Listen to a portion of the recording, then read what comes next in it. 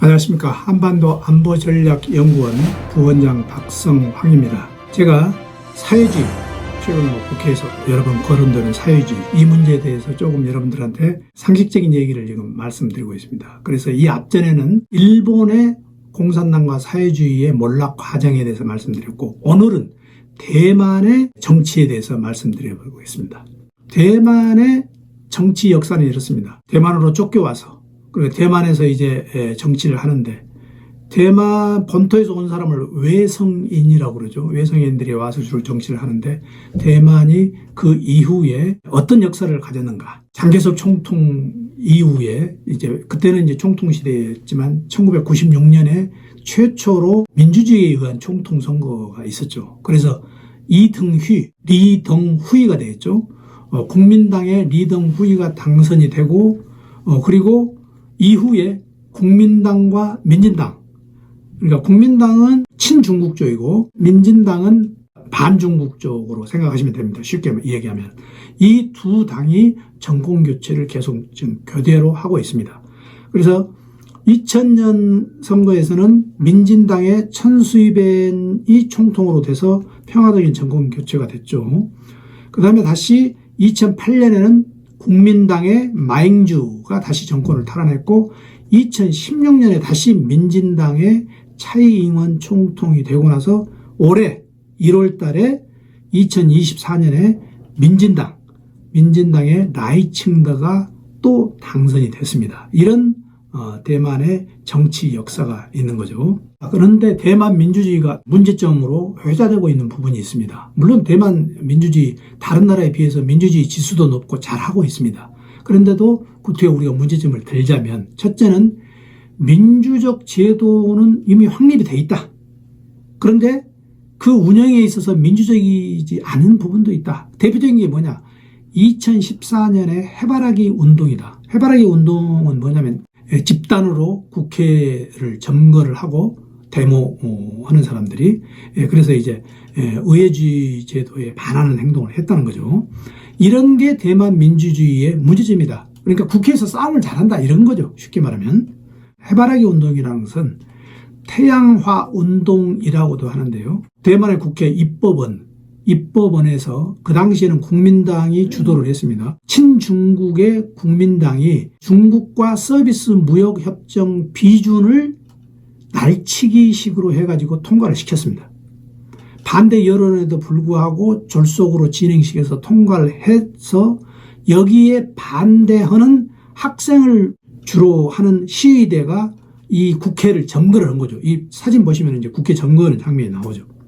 이게 이제 해바라기 운동입니다. 그 다음에 이제 대만 민주주의의 두 번째는 뭐냐면은 중국의 하나의 중국 정책. 그러니까 지금까지 중국은 전 세계적으로 UN 이런 데서 대만을 무시하면서 대만을 고립시키는 정책을 썼죠. 하나의 중국이라 그래서. 그래서 모든 나라가 대만하고 수교를 못하도록 한 거죠. 우리나라도 그 중에 하나고, 미국, 일본도 다 마찬가지입니다만, 그런 정책으로 인해서 오랫동안 중국과의 문제 때문에 민주주의가 제대로 안 됐다. 또 중국의 무력 침공 위협이 많았다. 이게 이제 문제점의 두 번째입니다.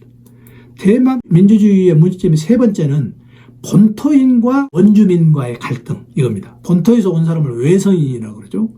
그 다음에 대만 토착 사람들을 본성인이라고 하는데, 대부분 자본과 어떤 정치 세력을 전부 본토인 사람들이 가지고 있어서 이 원주민들이 차별이 심했고 소득 격차가 너무 많아서 이와 같은 정치적인 사회적인 불평을 야기를 하게 됐다. 이게 이제 대만 민주주의의 문제점입니다. 가장 대만에서 중요한 것은 사회주의에 지금 가장 러시아보다 훨씬 더 세력을 키우고 있는 중국과의 관계죠.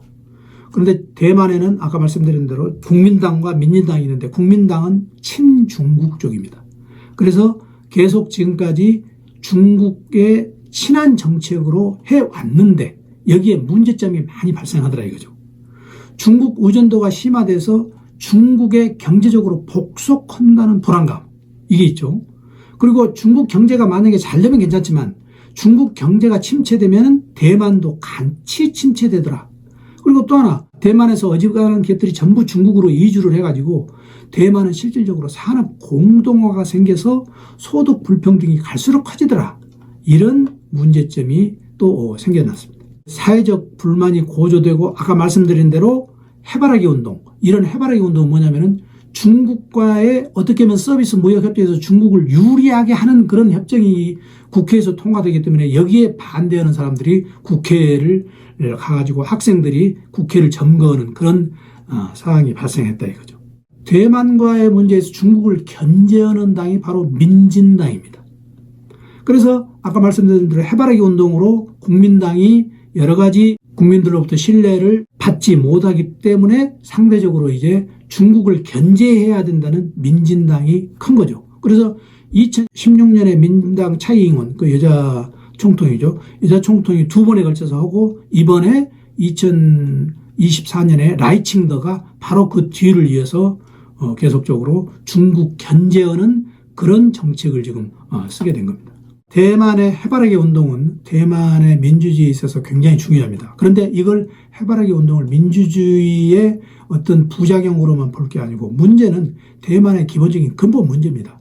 사회주의에 중국에 반대하는 사람이 이만큼 많다는 거죠. 해바라기 운동의 의미는.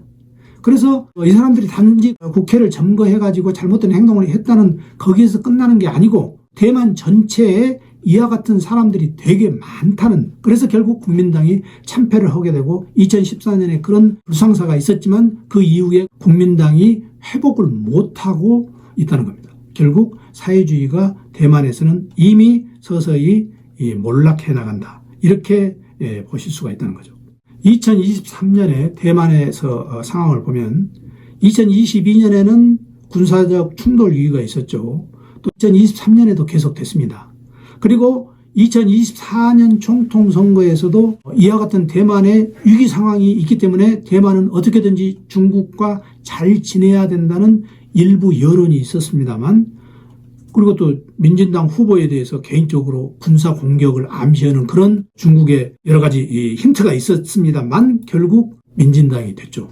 그런데 여기에서 민진당은 미국을 이용한 겁니다. 대중국 강경책으로 나간 거죠. 오히려 2022년 펠로시 미 하원 의장과 차이잉원 대만 총통이 회담을 하고 난 다음에 대만 해협 위기가 있었죠. 그리고 2023년에도 그게 계속됐죠. 그 다음에 2023년 11월에 에이펙에서 미중 간의 군사회담이 제기가 됐습니다. 그러면서 미국이 적극적으로 개입을 해가지고 시진핑이 그때 수년간 대만을 군사적 행동을 하지 않을 거라고 언급을 한 적이 있습니다.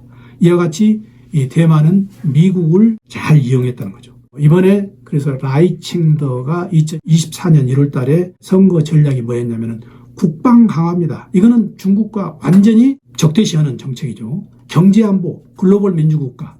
그래서 라이칭더가 주장하는 건 뭐냐면은 전쟁 가능성을 언급을 하지만 대만은 전쟁을 준비함으로써 전쟁을 피할 수 있다는 주장을 국민들한테 당당히 함으로써 국민들의 신뢰를 받았다는 거죠. 그래서 오늘은 대만에서 사회주의가 이미 사양화에 접어들었다. 벌써 이제 민진당의 3기째 집권이죠. 이번에도 라이칭더의 이런 인기를 보면. 그래서 대만에서도 그 막강한 중국의 영향력을 받고 있는 대만에서도 사회주의는 한물 같다. 이런 얘기로 여러분들한테 말씀드렸습니다. 다음에는 베트남의 사회주의 국가 이후 어떤 베트남의 정치와 문제점에 대해서 말씀드리겠습니다. 시청해 주셔서 감사합니다.